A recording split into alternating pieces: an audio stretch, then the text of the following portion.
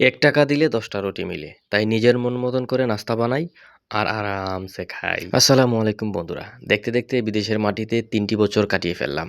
এই বিদেশের মাটিতে এসে কিছু শিখতে না পারলেও খুব ভালোভাবে নিজের খানা নিজে তৈরি করে কীভাবে খেতে হয় সেটা শিখে ফেলেছি। প্রতিদিন সকালবেলা এসে ২টা পেঁয়াজ, ১টা টমেটো আর সাথে ২টা আন্ডা একসাথে মিক্স করে একটু হালকা ভাজির মতন করে সকালবেলার নাস্তাটা সেরে ফেলি এইখানেই।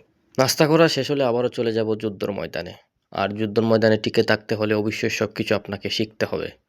অনেক কিছু শিখে ফেলেছি এই বিদেশের মাটিতে এসে। নিজের রান্না নিজে করতে পারি, নিজের কাপড় নিজে পরিষ্কার করতে পারি এবং অনেক কিছু শিখে ফেলেছি এই বিদেশের মাটিতে এসে। তাই আমি বলবো আপনার হাতে সুযোগ থাকলে আপনিও বিদেশে চলে আসেন। বিদেশে চলে আসা মানেই যে আপনি টাকা কামাবেন তা নয়। বিদেশে চলে আসার মানেই যে আপনি কোটিপতি হয়ে যাবেন তাও নয়। কিন্তু বিদেশে আসলে আপনি অভিজ্ঞতা অর্জন করতে পারবেন। আপনি কিছু করার আগেই যদি আপনি লাভ আর লস হিসাব করেন তাহলে তো আপনি কিছুই করতে পারবেন না।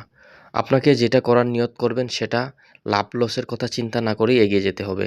বিদেশে আসা মানে যে আপনি হেরে গেলেন তা না।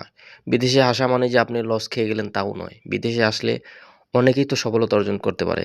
১০০ জন আসলে এর মাঝে ২০ জন হয়তো সফলতা অর্জন করতে পারে নাই। কিন্তু ৮০ জন অবশ্যই সফলতা অর্জন করতে পারে। সেটা আমি নিজে দেখেছি। ভয় করলে তো আপনি জয় করতে পারবেন না।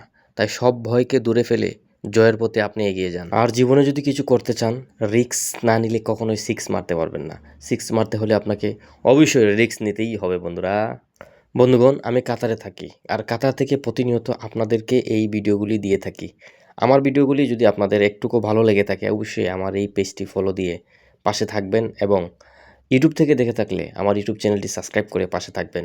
আমি আপনাদেরকে সবসময় প্রতিনিয়ত কাতারের বিভিন্ন রকমের ভিডিও এই পেজে দিয়ে থাকবো।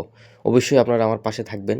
ভিডিওগুলি কেমন হয় আপনাদের মন্তব্য কমেন্ট বক্সে জানিয়ে দেবেন। ভিডিওটি দেখার জন্য আপনাদের সবাইকে অসংখ্য ধন্যবাদ।